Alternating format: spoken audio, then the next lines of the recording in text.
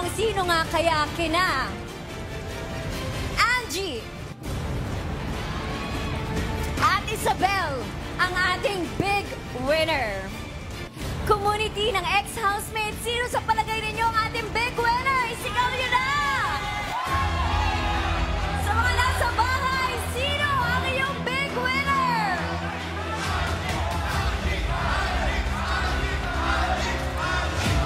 Woo! Will it be Isabel or will it be Angie? The much-awaited big winner moment. Mga kapamilya, konting hintay na lang. Sa inyo na sa pagbabalik ng Pinoy